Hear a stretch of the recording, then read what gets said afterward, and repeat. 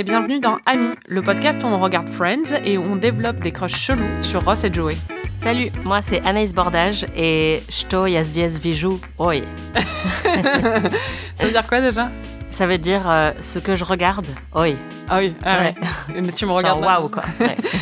Et moi, c'est Marie, et je réalise peu à peu que la fin de ce podcast approche, et je ne suis pas prête, même si pour être honnête, en fait, je suis prête à ne plus regarder Friends, parce que j'en ai un peu marre. Ouais, je te comprends. Depuis quelques épisodes du podcast, Anaïs, tu shippes Joey et Rachel comme tu n'avais jamais shippé personne dans la série avant. Bon, shipper, on resitue, ça veut dire vouloir vraiment que deux personnes se mettent ensemble. On a laissé Joey et Rachel alors que Joey venait de la demander en mariage par erreur et que Rachel avait dit oui. On va parler de ce qui se passe après dans l'épisode, mais avant ça, à la fin de chaque épisode, Anaïs, tu fais des prédictions pour la suite et on va écouter tes prédictions pour les épisodes qu'on vient de voir. Précédemment dans Amis. Du coup, j'ai lu que le prochain épisode s'appelle celui où personne ne fait de demande en mariage. Donc, je pense que c'est assez logique. Il va juste rien se passer en termes de demande en mariage parce que, évidemment, Ross va arriver. Il va dire qu'est-ce que tu fais avec la bague de ma grand-mère. Et du coup, je pense qu'il va y avoir toute une embrouille sur le fait que Ross lui-même s'apprêtait à la demander en mariage et que vu que c'est la bague de Ross, Rachel va se dire, en fait, Ross voulait aussi me demander en mariage et qu'il va y avoir une embrouille pendant tout l'épisode et qu'au final, ça va un peu se régler en rien du tout. Je vais manifester le fait que Rachel et Joey vont quand même s'embrasser. Je pense pas que ça va se produire, mais vraiment, c'est tout ce que je veux, en fait. Juste donnez-moi un baiser. Bon, t'avais un peu tort, mais un peu raison. Ouais, plutôt raison. Ouais, plutôt raison. J'étais pas très bonne sur les détails, mais... Ouais, mais sur l'ensemble et le fait que, après l'épisode, ça se finit en queue de poisson, tu avais raison. Ouais, mais si j'avais pas vu le titre, je pense que je me serais peut-être trompée. Anaïs, à chaque fois, tu nous prépares un petit récap des épisodes en plus ou moins 1 minute. Dis-nous ce qui s'est passé dans les 12 épisodes qu'on vient de voir. Alors déjà, Joey est absolument parfait, à tout point de vue. Monica et Chandler essaient d'avoir un enfant. Du coup, 85% de leur scène, c'est Monica qui dit à Chandler « Je suis en train d'ovuler, vite, il faut qu'on couche ensemble. » Elle ovule tout le temps. Ouais, c'est ça, pendant 12 épisodes. Phoebe élève des bébés rats. Chandler vit un petit peu sa petite aventure à part dans l'Oklahoma et après il revient et il se prend pour Don Draper. Ouais. Sauf que un de ses slogans publicitaires c'est le pain parce que le fromage a besoin d'un ami. C'est pas mal, remarque. Ouais, c'est vrai. Joey pense que Ross est le diminutif de Rossel ou de Rostoffer. Et on a droit à beaucoup de guest stars dans ces 12 épisodes et notamment Dermot Mulroney et c'est drôle parce qu'il s'appelle Dermot. C'est vrai. On commence la saison avec les retombées de la demande en mariage de Joey, donc comme tu l'avais prédit. Le premier épisode de la saison 9 est un long quiproquo, puisque Ross n'apprend pas tout de suite que Joey a demandé Rachel en mariage, et Phoebe pense que Ross a demandé Rachel en mariage, alors que c'est Joey, blablabla.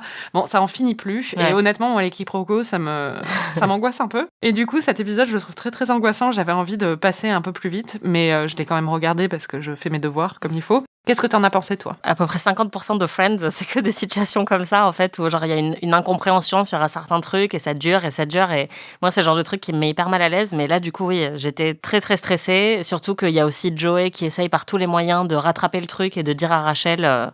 En fait, je voulais pas te demander en mariage.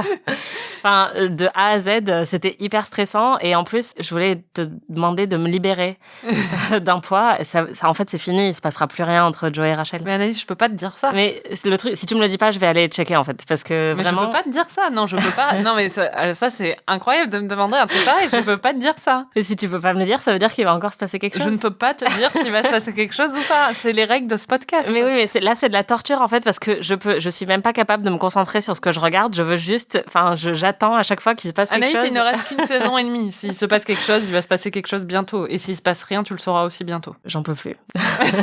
C'est dur. Parce que du coup, je tirais la gueule pendant tout le truc parce que je me disais, j'ai l'impression que ça fait 8 saisons que j'ai attendu une relation qui ne s'est pas produite, quoi. Et du coup, j'ai eu des blue balls de Joe et Shell.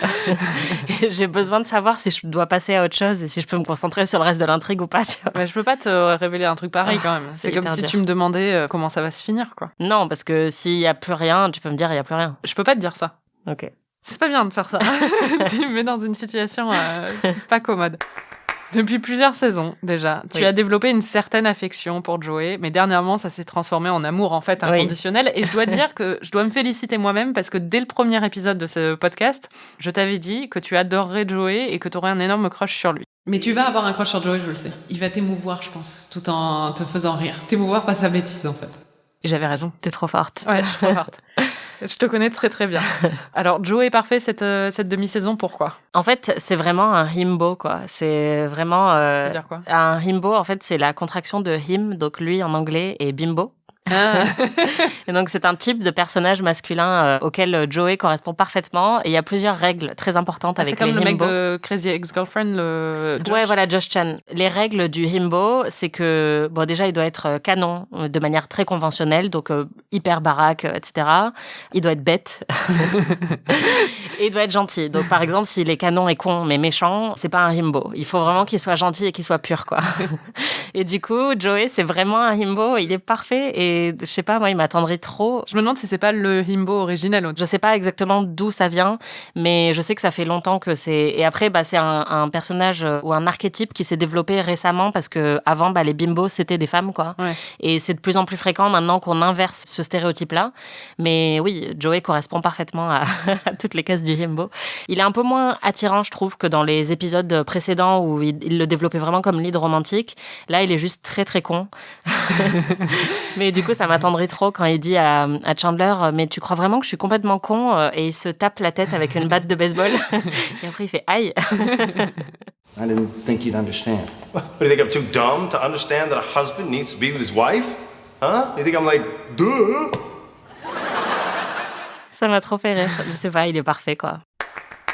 Bon, il y a un autre homme dans ta vie dont on doit parler, c'est Ross quand même, que t'as un peu négligé ces derniers temps au profit de Joey. T'es triste? Non, je m'en fiche. Dans cette demi-saison, il entre dans son rôle de père après la naissance d'Emma. Est-ce que ton opinion sur Ross a évolué dernièrement? Il entre surtout dans son rôle de gros relou, quoi. Ah ça. Il m'a vraiment saoulée dans ces 12 derniers épisodes. Plot twist. Ouais. C'est marrant parce que je parlais à Eva, qu'on a entendu dans le podcast récemment, qui me disait qu'elle trouvait David Schwimmer hyper beau. Donc j'étais contente parce que je suis pas la seule, visiblement, et je trouve toujours que il est beau, il est grand, etc. Mais son personnage me saoule vraiment.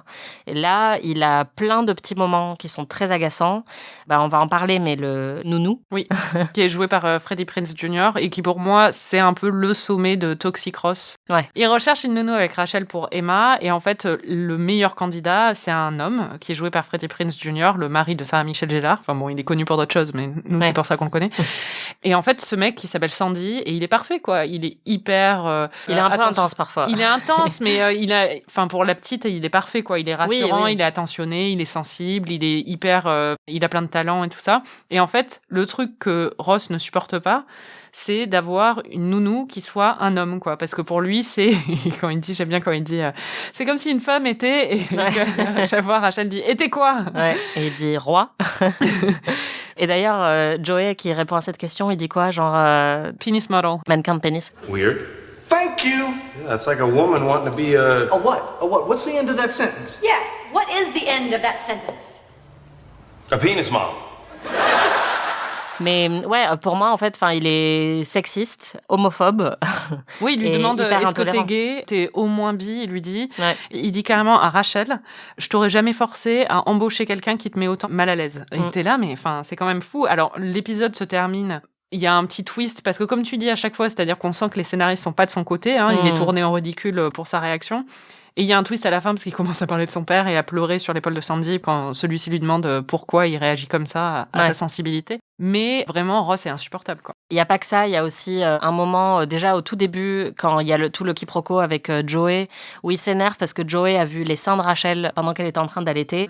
Et après, il y a tout un développement romantique vers la fin des épisodes qu'on a vus où Rachel déjà laisse son numéro à un mec et Ross ne veut pas dire à Rachel que le mec a appelé à l'appartement. En gros, il s'aborde un peu sa possibilité d'avoir un rendez-vous amoureux, quoi. Et après, quand elle se rapproche d'un de ses collègues, il a l'air hyper vénère et j'ai fait un petit montage de toutes mes réactions à Ross pendant ces 12 épisodes. Franchement, il m'a vraiment saoulée. Non mais calme-toi là. No, you know, it's nothing you did. It's my issue. Oh, putain, gros con. I reached. Oh là là. Ah ça va, remets-toi putain. Dis donc, il est vraiment tombé de son piédestal, Laura. C'est clair. Non, mais parce que quand il découvre en fait que Rachel est en train d'embrasser un autre mec, au début, il a l'air triste, donc ça m'a fait un peu de peine parce que je me suis dit, ah cool, le triangle amoureux est de retour. Et en fait, après, il a l'air surtout plus énervé que triste, comme s'il était trahi. Et ça m'énerve vraiment qu'il continue de penser que Rachel est sa propriété ou qu'elle lui doit quoi que ce soit, en fait. C'est-à-dire que c'est la mère de son enfant, on est d'accord. Mais c'est tout. Enfin, elle a le droit de faire sa vie. C'est tellement beau de t'entendre prendre la défense de Rachel comme ça. Bah ouais, et j'ai même écrit, il la mérite pas, en fait. Bah ouais, je suis bien d'accord. Je suis vraiment triste parce que je l'ai tellement admirée et je pense que on verra comment ça se passe vers la fin de la série. Et je pense que je garde quand même beaucoup d'affection pour le personnage. Mais c'est vrai que là, ils en mettent une sacrée couche, quoi. C'est vrai. Dans les autres développements de cette demi-saison, il y a Chandler qui part vivre à Tulsa, dans l'Oklahoma. Ouais. Ouais, je me suis demandé, en fait, au début, il a une proposition et en fait, comme il est à moitié endormi, il dit oui, très bien, j'irai à Tulsa et en fait, il se rend compte qu'il a fait une connerie. Et le gag dure pendant plusieurs épisodes et je me suis vraiment dit, mais ils vont vraiment les envoyer à Tulsa, en fait, enfin, ça n'a aucun sens pour la série. Et quand ils l'ont envoyé malgré tout, je me suis demandé si ça avait un lien avec les problèmes d'addiction de Matthew Perry parce que je me disais, je vois pas pour quelle autre raison il l'aurait isolé du reste de l'intrigue. Tu es très intelligente. Eh bien, écoute, il n'y a jamais eu de confirmation, mais c'est vraiment la théorie qui domine sur ces épisodes-là. C'est-à-dire que Matthew Perry a été addict, il a eu des gros problèmes d'alcoolisme et il a eu des problèmes aussi d'addiction à la Vicodin. Donc, il a dû faire plusieurs séjours en cure de désintox. Et par exemple, il y a quelques années, il avait dit dans une interview à la BBC qu'il ne se souvenait pas de 3 ans de tournage de Friends, quoi, que c'était complètement flou dans sa tête parce qu'il était complètement addict. Et en fait, c'est pas forcément ces 3 années-là, c'est entre la saison 3 et la saison 6. Mais apparemment, au moment de la saison 9, donc, il a aussi eu des problèmes et ils ont dû aménager un peu le temps pour qu'il ait moins de temps à l'écran, pour qu'il puisse se remettre, en fait. Ouais, d'accord. Mais on le voit, on n'en parle pas beaucoup dans le podcast parce que c'est pas quelque chose dont on veut parler, mais il y a des fluctuations très claires dans le physique de Matthew Perry où on peut suivre un peu les évolutions de ses problèmes d'addiction, en fait, et de ses problèmes de santé. Et les autres acteurs de la série ont parlé aussi de la difficulté que ça représentait pour eux de le voir alors qu'ils l'adoraient et tout ça, le voir sombrer là-dedans alors qu'ils travaillaient avec lui tous les jours. Donc ça a vraiment marqué un peu la série et c'est le seul moment où c'est reflété un peu dans l'intrigue parce que oui, Chandler du coup a moins de temps à l'écran et est envoyé à Tulsa, qui est un peu une intrigue un peu pourrie, quoi. Mais bon, c'était juste pour faire quelque chose. Après, ça fonctionne, hein. Au final, ça fonctionne pas trop mal et il revient relativement vite. Mais c'est vrai que au début, je pensais que ça allait juste être la blague de il s'est endormi dans une réunion, quoi. Et comme le truc aboutit vraiment et qu'il déménage vraiment à Tulsa, je me suis dit, mais ouais, il y a pas d'autre explication. Et c'est marrant parce que c'est un peu comme le couple Jennifer Aniston, Brad Pitt, etc. C'est-à-dire que j'ai suivi, en fait, un peu à travers les tabloïds, quand j'étais plus jeune, le destin de plein de ces acteurs-là. Mais je savais pas, je connaissais pas tous les détails de ce qui s'était passé. Et oui, c'est assez triste.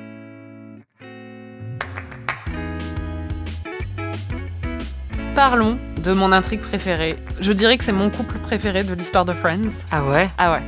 De mon guest star préféré de l'histoire de Friends en tout cas, c'est-à-dire Paul Rudd, qui joue le rôle de Mike, qui est le love interest de Phoebe dans ces épisodes. Ah. C'est marrant parce que quand je l'ai vu, parce que tu m'avais vachement hypé en disant que Brad Pitt n'était pas la meilleure guest star, mais que la meilleure guest star restait encore à venir. Et du coup, là, quand je l'ai vu arriver, enfin, je sais, on est toutes les deux fans de Paul Rudd, donc je me suis demandé si c'était lui, mais j'étais là, est-ce que c'est ça la meilleure guest star? Parce que, ok. Évidemment. Et je suis pas hyper convaincue. Ah bon, tu l'aimes pas dedans? Non, pas trop. Ah bon? Ouais. T'aimes pas Mike? J'adore Paul Rudd, mais déjà, ce qui est hyper marrant, c'est que... Je suis hyper choquée.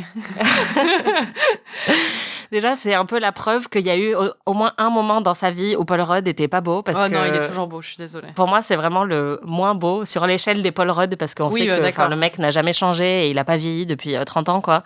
Mais là, en fait, il est très bon et il a des répliques qu'il délivre avec beaucoup de tact. Oui, c'est Paul Rudd. Ok, Marie. Mais moi, je trouve son personnage un peu boring, en fait. Enfin, honnêtement, il est pas très drôle. Il a pas énormément de personnalité. Drôle, quand il joue du piano debout et tout ça, là. Oui, bah, c'est la seule scène. Enfin, je trouve qu'il a vraiment très peu de personnalité, quoi, et que pour l'instant, il me fait pas énormément rire. Mais après, peut-être que c'est comme Rachel, c'est-à-dire que toi, t'as une vision sur les autres épisodes qui vont venir après et qu'il va plus me faire rire. Mais il y a 2-3 répliques qu'il a dites qui m'ont fait rire. Mais je trouve que dans l'ensemble, le personnage est un peu boring. Pour moi, en fait, c'est le personnage parfait pour être avec Phoebe, en fait. Parce que elle est l'opposé de boring, elle est complètement folle. Et du coup, il est toujours partant pour ses délires. Ouais. Il la soutient tout le temps, il est complètement amoureux d'elle. Et en même temps, il est aussi, c'est le personnage beaucoup plus terre à terre, et heureusement dans une relation. Enfin, si elle était avec quelqu'un qui est aussi délirant qu'elle, ça serait n'importe quoi. Je sais pas, pour moi, le personnage qui est parfait pour elle, c'est David, en fait. Oh.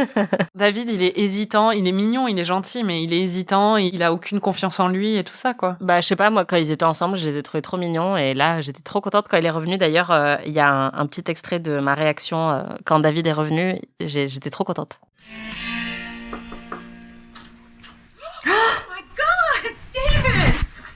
Is this a bad time? No, it's a great time. Come in. Wow! Hi! Oh my gosh! Oh là là. What are you doing here? Are you back from this? J'étais très stressée parce que je me suis dit que ça allait foutre la merde avec... parce que j'aime bien Paul Rudd aussi. Hein. Et je trouve pas son personnage m'agace pas ni rien. C'est juste que pour moi... Enfin, après, c'est peut-être aussi parce que tu m'avais grave hypé en me disant la meilleure guest star, machin. Mais pour moi, Ben Stiller ou comment il s'appelle, Bruce Willis, ont laissé une impression vachement plus forte parce qu'ils avaient des personnages très définis. Lui, après, tu sens qu'il est là pour durer. Donc, il va sans doute être développé encore un petit peu plus dans les épisodes qui viennent. Mais pour l'instant, j'ai pas grand-chose à dire sur lui, quoi. Tu vois, il m'a pas laissé une forte impression. Alors que déjà, David... waouh. Non, mais tu vois, par exemple, sa réaction au fait que Phoebe embrasse David, ouais. Il est tout de suite là, bon, ça va pas se reproduire, ok, très bien. Il est hyper gentil, quoi. Ouais, non, mais je suis d'accord, mais du coup, je trouve que la manière dont c'est fait est un peu boring, c'est-à-dire que il a un côté très relax et il suit un peu le mouvement et il se laisse porter par la folie de Phoebe et tout.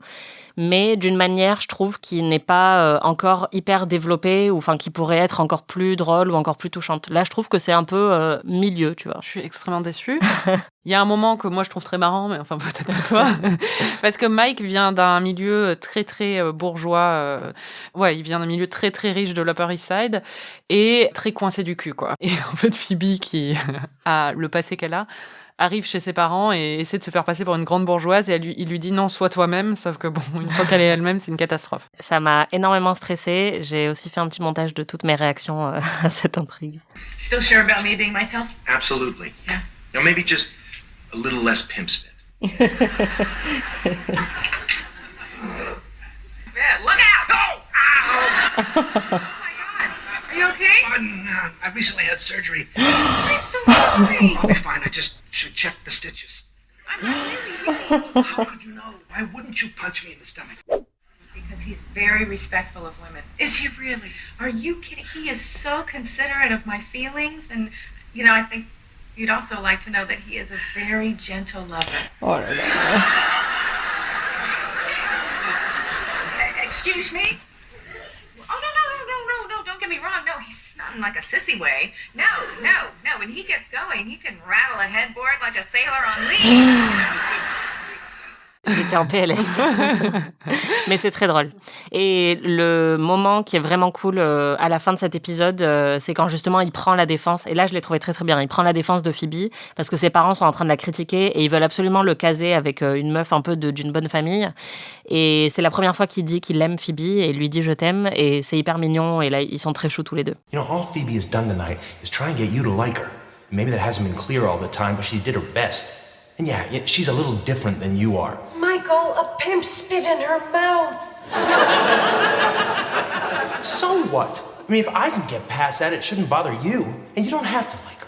You just have to accept the fact that I do. I mean, if you can't even be civil to the woman I love... The woman you what? Yeah, the woman you what? The woman I love. I love you. Non, mais même le fait qu'elle trouve des rats et des bébés rats, et il suit son délire, quoi. Il la laisse avoir ses bébés rats dans un espèce de petit carton. Mais moi, ça serait un deal breaker, c'est fini, quoi. Ouais, mais pour moi, le truc, c'est qu'il suit, mais genre, il a pas de réaction, en fait. Enfin, moi, je trouve qu'il y a plein de moments où il est pas, on le voit pas être forcément hyper charmé ou rentrer dans le délire. Il est juste en mode, ouais, cool, fais ce que tu veux, tu vois. Et du coup, pour moi, il est juste un peu plat. C'est-à-dire que là, dans toute l'intrigue avec les bébés rats, ouais, il suit. Mais exactement, il suit, c'est tout. Mais juste un suiveur, c'est cool, mais enfin, tu vois, je préfère quelqu'un qui rentre un peu dans le délire aussi, quoi. Ouais, apparemment, il fait bouger le haut du lit, hein.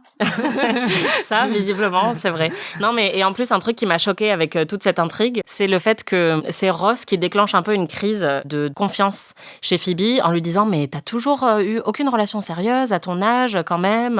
Il lui dit, je trouve ça vachement bien, mais. Ouais, mais voilà, mais la manière dont il lui dit, enfin, il met les pieds dans le plat, quoi, et il la panique vachement.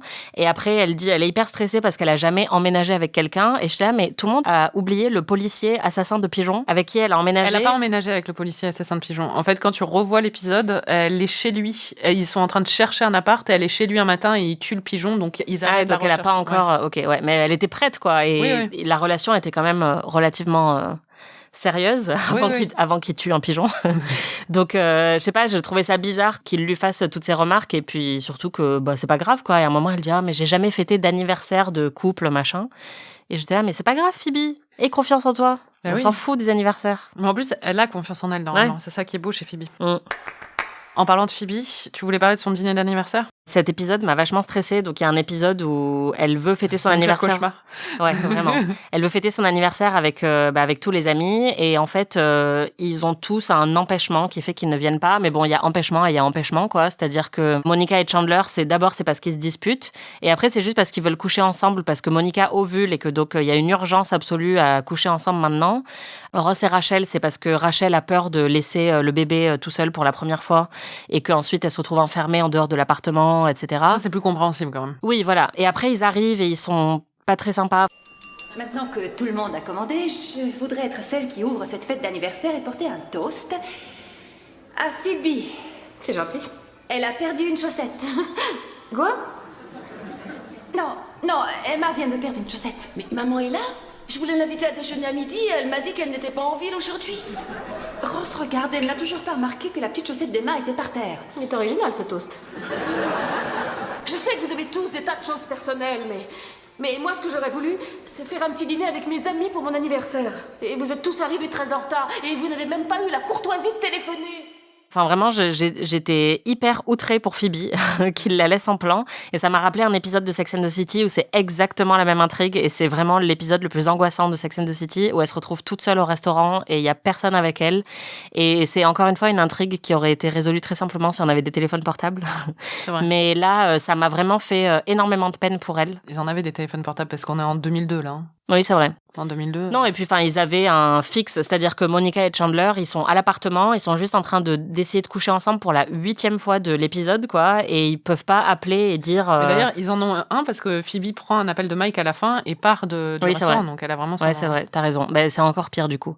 Et le seul qui est là, c'est Joey, qui est parfait, et qui tire la gueule juste parce qu'il en a marre d'attendre et de pas pouvoir commander à manger. Mais à la fin, il mange tout. Voilà, et à la fin, il mange tout, donc encore une fois, il est parfait. Et il embrasse Phoebe pour, je crois, la 3e fois de cette série. Ouais, non, cet épisode m'a vraiment fait énormément de peine. Et bon, après, moi, je tiens beaucoup aux anniversaires et ce genre de trucs, mais j'ai trouvé ça hyper méchant de la part des autres amis de pas avoir la considération de la prévenir. Et ensuite, quand ils arrivent, ils en ont rien à foutre et ils font que s'engueuler et ils parlent au-dessus d'elle. Enfin bref, ils sont pas sympas. Je voulais parler d'un petit truc qui s'est passé entre la saison 8 et la saison 9. Ça s'est pas passé en VO, ça s'est passé en VF. Donc, comme on regarde en VO, tu t'en es peut-être pas rendu compte. Mais c'est très connu. Dans la version française, il y a eu un changement de voix, en fait. Donc, on va écouter les voix de Rachel, Chandler et Joey dans la saison 8. Et alors, vous aussi, vous n'avez pas dormi et je vous vois pas tous pleurer parce que vous vous êtes trompé de pied en mettant vos pantoufles. Mais attends, je savais même pas que t'étais enceinte. Et qui est la victime involontaire à qui tu as volé sa semence? Vous m'avez révélé pas mal de détails personnels vous concernant, alors moi je peux peut-être tout rééquilibrer et vous révéler des trucs personnels à son sujet. Et voici leur voix dans la saison 9. Rassure-toi, je ne vais plus lui téléphoner sans arrêt. Il ne veut plus nous entendre. Maintenant, il va falloir qu'on trouve un autre pédiatre. Voilà, je voulais vous dire que ma société m'avait demandé de prendre la direction du bureau de tout ça. Je suis peut-être prêt à avoir une relation amoureuse plus sérieuse et je me dis que j'aimerais rencontrer une fille mature, qui pourrait avoir envie de s'engager et dont le physique serait moins important que... Non, faut qu'elle soit canon. Donc si vous regardiez Friends à l'époque, comme moi, en VF sur France 2, d'un coup, vos personnages que vous suiviez depuis 8 ans ont changé de voix complètement. Et pourquoi? Je vais vous expliquer, c'est assez connu quand même, mais c'est que les acteurs français qui faisaient les voix des acteurs américains avaient demandé à ce que leur salaire soit réévalué pour les 2 dernières saisons.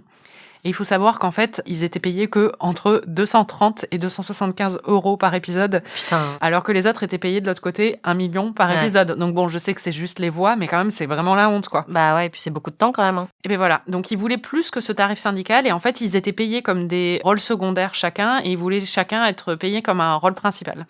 Et AB Productions et France 2 ont décidé de ne pas leur accorder cette augmentation.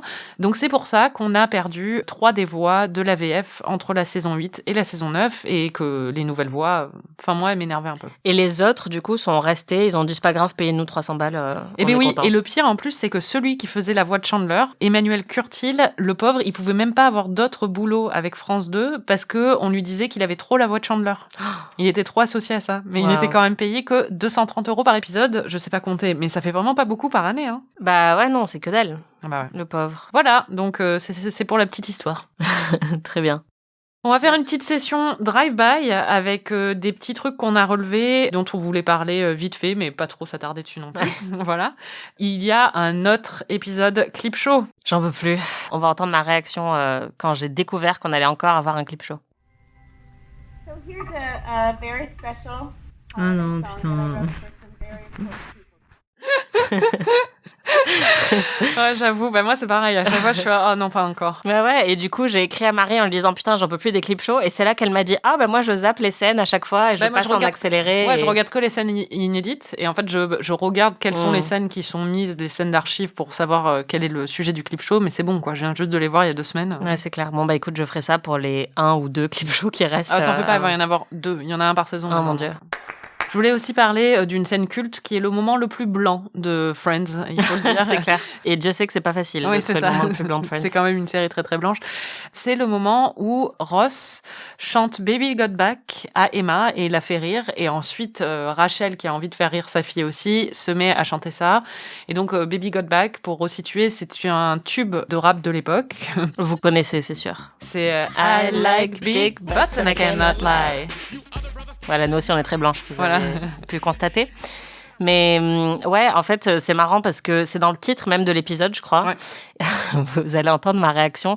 Ils ont l'air de trouver ça très inapproprié, mais moi j'étais là, bon, ça va. Bah oui, on s'en fout, elle comprend rien. Elle a 3 jours et demi, c'est ça. What did you do to make her laugh? Well, I sang, actually, Baby Got Back. You what? You sang to our baby daughter a song about a guy who likes to have sex with women with giant asses? Et le dernier truc dont je voulais parler très vite, c'est qu'en fait, Rose va toujours voir son pédiatre. Et en fait, j'y ai pensé parce que j'ai l'impression que tu allais voir ton pédiatre très tard. Je crois me souvenir d'un truc comme ça. Et quand tu m'avais dit ça, je m'étais dit, putain, c'est comme Rose. Je te l'avais jamais dit. Oui. Alors, je ne continue pas à aller voir mon pédiatre à l'âge de 30 ans, même si franchement, il me manque. Big up. Mais je me souviens plus à quel âge j'ai arrêté d'aller le voir, mais je pense que je devais avoir genre 14 ans, un truc comme ça. Bon, ça va encore. Ouais, mais il y avait que des bébés qui rampaient au sol dans la salle d'attente, tu vois. Et moi, qui était genre une adolescente qui portait des buffalos, quoi. Mais je sais pas, j'étais hyper attachée à lui et il était super cool comme médecin, donc... Et oui, quand j'ai vu ce truc, j'étais là, putain, mais c'est la honte. Moi aussi, je fais comme Ross. Mais c'est pour ça, je m'en souvenais, je voulais le mentionner, bon, bah, très bien. Mais en fait, ce que j'adore, c'est que c'est un truc que je percevais pas du tout avant de voir la série, mais c'est vraiment le côté loser des amis qui rentrent dans la trentaine ou en tout cas dans l'âge adulte, mais qui ont un peu du mal à... Ouais. Et moi, j'avais l'idée vraiment d'adultes hyper adultes quand je ne connaissais pas la série, et donc j'adore ces petits moments où je découvre que justement, je pense que c'est aussi inspiré des moments de loose des scénaristes. Ça sort pas de nulle part, ce genre de truc, quoi. Ils devaient aussi connaître quelqu'un qui continuait à voir son pédiatre parce que c'était juste plus pratique ou que c'était, je sais pas, intimidant de trouver un nouveau docteur. Et c'est comme le truc de t'as toujours pas été en couple à ton âge, ou je trouve ça hyper marrant et réconfortant, ce genre de truc. Et c'est pas du tout ce que j'imaginais être Friends avant de regarder la série. Oh. On va passer au point guest star. Donc, on a déjà parlé de Paul Rudd. On a aussi mentionné Freddie Prinze Jr. T'étais surprise de le voir? Très surprise. Just a sec. Okay. This one's name is Sandy. Waouh. On sent la meuf qui était adolescente en 2002, quoi. C'est clair. Qui a regardé Souviens-toi l'été dernier. C'est clair, pour moi, c'était vraiment un gros moment de le voir, quoi. On a aussi Christina Applegate dans un de mes rôles préférés de guest star dans Friends. Elle joue la sœur de Rachel, Amy, qui est une peste incroyable, mais qui me fait beaucoup rire. Ouais, moi, j'ai pas du tout aimé. Ah bon? Ouais, on n'est pas raccord sur les guest stars cette semaine. Tu l'as pas trouvé drôle? Bah, en fait, au bout d'un moment, je trouvais que c'était très unidimensionnel, quoi, le truc où elle est très méchante. Et au début, ça me faisait rire. Et en fait, plus l'épisode avançait, plus, il y avait vraiment aucun relief. C'était que, genre, elle est tout le temps. Oui, mais Christina Applegate est tellement drôle, quoi. Enfin, elle a vraiment un bon timing. Ouais. Il y a aussi Selma Blair, qui, pour le coup, encore une fois, une grande star des années 90. Sex Intention. Ouais, voilà, aussi, qui a beaucoup collaboré avec Reese Witherspoon. Ouais. J'étais trop contente de la voir aussi. Et, elle est très belle là-dedans, parce qu'elle a elle est une magnifique. super coupe de jeu. Oh là là, non mais elle est magnifique. Et après, il y a aussi la nounou qui arrive à la fin, qui est jouée par Melissa George, donc encore une meuf magnifique. Et j'ai même noté, genre, toutes les meufs les plus belles du monde ont joué dans Friends, en fait. Et là, elle joue la nounou qui fait craquer tous les mecs du groupe, et Rachel comprend pas trop pourquoi, et j'étais là, meuf, Ouais, let's be elle est real. magnifique. Ouais. Et il y a, tu l'as mentionné dans ton résumé, Dermot Mulroney, qui était dans Le mariage de mon meilleur ami, qui était le meilleur ami dans Le mariage de mon meilleur ami. Il a été dans plein de trucs aussi, La famille Stone et tout. Il est professionnellement beau, quoi. Oui, c'est ça. Et dans ces épisodes, il joue un gros connard qui a repris le boulot de Rachel pendant son congé maternité et qui essaie de la menacer un peu professionnellement quand elle reprend, en lui faisant comprendre qu'il n'a pas besoin d'elle, quoi. Mais on comprend tout de suite qu'il va y avoir une tension sexuelle entre eux. C'est très évident dès le départ, déjà parce qu'ils l'ont casté lui, et que très vite on sent qu'il y a une espèce des allers-retours un peu passif-agressifs entre eux, mais on sent l'alchimie qui se développe. Et vous allez voir aussi, j'étais très contente de le voir, notre cher ami Dermot. Who the hell are you? Who the hell are you? I'm the health Whoa. person whose office this is. You can do the presentation. No, I can't. I have a baby. I'll watch her. T'as bien aimé son histoire avec Rachel? En fait, il m'a un peu saoulée quand il a commencé à mater le cul d'une meuf qui passe dans le bureau. Ouais. C'est quand même un gros goujat. Oui. Mais j'aime bien le fait qu'il y a un triangle amoureux qui s'installe à nouveau, et il est méga sexy. Et j'ai écrit, c'est vraiment pas juste d'être aussi sexy quand on s'appelle Dermot, mais...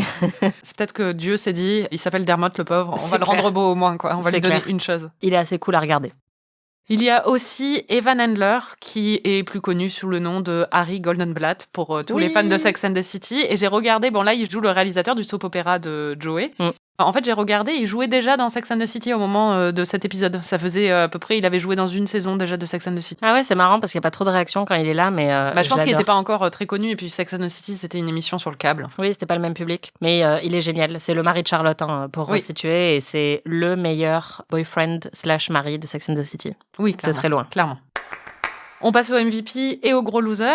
Chaque semaine, on décide qui est le meilleur ami de ces épisodes. Anaïs, qui est ton meilleur ami? Phoebe, je l'adore. Bon, après, ça, c'est toujours un peu le cas, mais là, je la trouve vraiment super. Déjà, ça m'a trop fait rire quand elle se sent malade parce qu'elle a mangé de la viande chez les parents de Mike. Oui. Et que quand elle revient pour un peu les énerver, elle leur dit « Vous avez 13 salles de bain ?» Eh ben, j'ai vomi dans le placard. C'est génial, et j'adore. C'est un gag récurrent qu'elle fait à chaque fois, mais quand quelqu'un dit un truc un peu choquant, genre, je sais pas, j'ai trompé Chandler, et que Monica fait quoi? Elle répète, j'ai trompé Chandler. Genre. Take it from me, moms love me. Ross's mom one time actually said, I am like the daughter that she never had. She said what? That she's like the daughter she never had.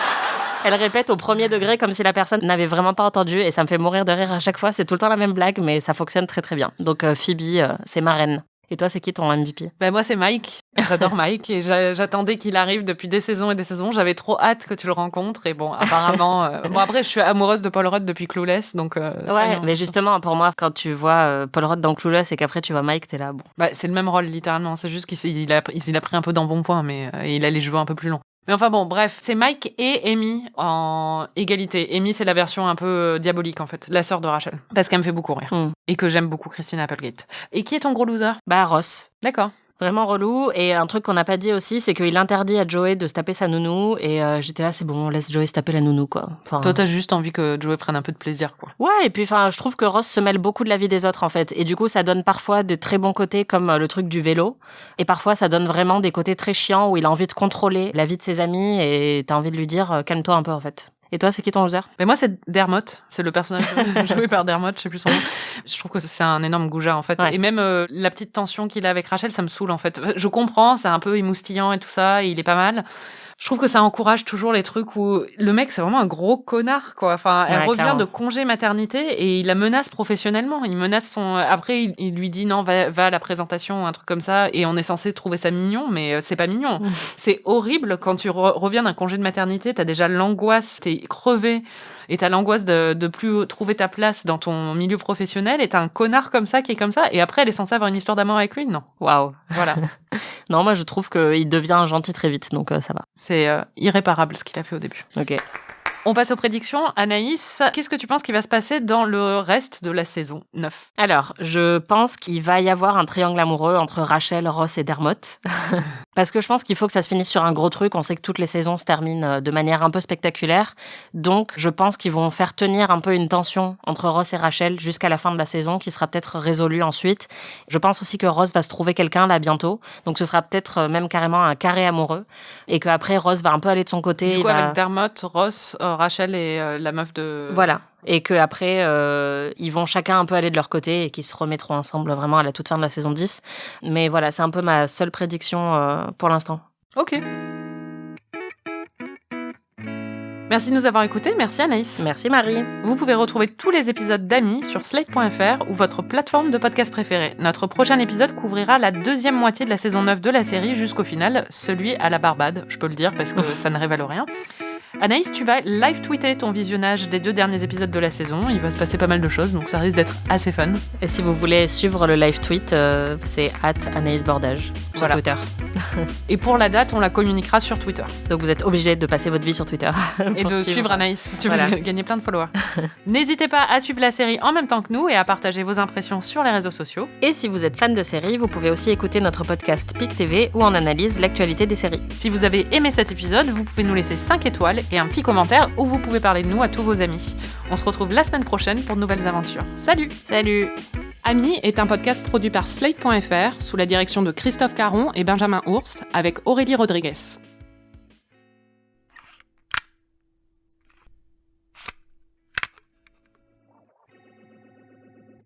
Anaïs, chaque semaine, tu prends des notes pendant ton visionnage. Quelles sont tes notes ? Alors déjà, j'ai écrit « Il se passe rien dans cette saison ou quoi ?» Donc clairement, j'étais pas très impressionnée par mais tu voulais la en fait teneur rien scénaristique. pour toi, c'est qu'il se passerait entre Joey et Rachel. Ouais, mais même je trouve qu'il n'y a pas énormément de développement. Enfin, tu sais, moi j'aime quand il y a un vrai développement romantique. Et là, avec n'importe quel personnage, et là il y en a pas vraiment. J'ai écrit « Je veux que Joey trouve l'amour ». Une de mes scènes préférées, c'est quand Joey, qui s'en veut d'avoir demandé Rachel en mariage, etc., demande à Ross de le frapper. Et ensuite, il l'esquive à la dernière minute, et donc Ross se défonce le poing sur, sur un pilier. Et ensuite, Joey lui dit « Mais non, regarde, t'esquives, c'est naturel. » Et là, il lui fout un poing dans la gueule. Ça m'a fait énormément rire, mais j'adore quand ils font un peu de slapstick, parce qu'ils sont très très drôles là-dedans, tous les deux. Ouais, voilà. Et aussi, il m'a fait mourir de rire, parce qu'il comprend pas les air quotes, enfin les guillemets avec les doigts. Enfin, il est juste parfait. Sorry. Il est parfait. Je sais pas pourquoi, mais je crois que j'étais très frustrée par l'apparition de Brad Pitt, qui était très courte, parce que j'ai encore espoir qu'il vienne, en fait. Je me disais, quand est-ce qu'il arrive, Brad Pitt? Et après, je me suis souvenu qu'il était déjà passé. Le truc le plus absurde de cette saison, c'est quand même l'intrigue du requin porno. Où Monica arrive dans la chambre de Chandler alors qu'il est en train de regarder du porno. Il change la chaîne très vite pour pas se faire prendre et il se trouve qu'il tombe sur un truc de requin. Et donc après, Monica passe tout l'épisode à penser que ce qui excite Chandler, c'est les requins, et elle lui achète un porno spécial requin ou je sais pas quoi. Un documentaire sur les requins. Ouais, et j'étais là, mais enfin... Rien n'a de sens, en fait, dans cette histoire. Genre, pourquoi elle a pas capté juste qu'il avait changé la chaîne? Enfin, c'est absurde, quoi. Oui. Et j'ai écrit la relation de cette série au porno est très étrange. De manière générale, ils ont quand même beaucoup d'histoires de genre on se filme en couchant et tout ça. Et après, je me suis souvenu que c'était les années 90 et qu'ils n'avaient pas Internet et que du coup, il fallait bien s'occuper c'est vrai. D'une autre manière. Phoebe, elle sait pas quoi faire de ses bébés rats. Et j'étais là, Phoebe, c'est des rats et tu vis à New York. Enfin, juste fais le calcul. Lâche-les dans la rue. Voilà, c'est ça. Ils sont faits pour cette ville, quoi. Et une de mes phrases préférées, c'est quand Ross et Mike passent une soirée ensemble et visiblement, ils sont incapables de faire la conversation, ce qui est aussi un peu absurde, mais bon, bref. Et Mike ensuite décroche le téléphone à la place de Ross alors qu'il est chez lui. Et ensuite, Ross dit « Mike played with the boundaries of normal social conduct ». C'est très drôle. Donc, il a joué avec les frontières du comportement social normal. J'ai trouvé que c'était une excellente réplique. Et voilà. Et un truc que j'adore aussi chez Joey, pour bien finir, pour changer, c'est quand Phoebe lui dit tu couches avec des meufs, t'as que des histoires d'un soir, t'as jamais eu de relation sérieuse, t'as jamais vécu avec une meuf, etc. Et il réfléchit 2 secondes et il fait ouais, j'adore ma vie. Et je sais, putain, mais yes, Joey. On se comprend, lui et moi. On a vraiment une connexion, je pense, intellectuelle. Bravo.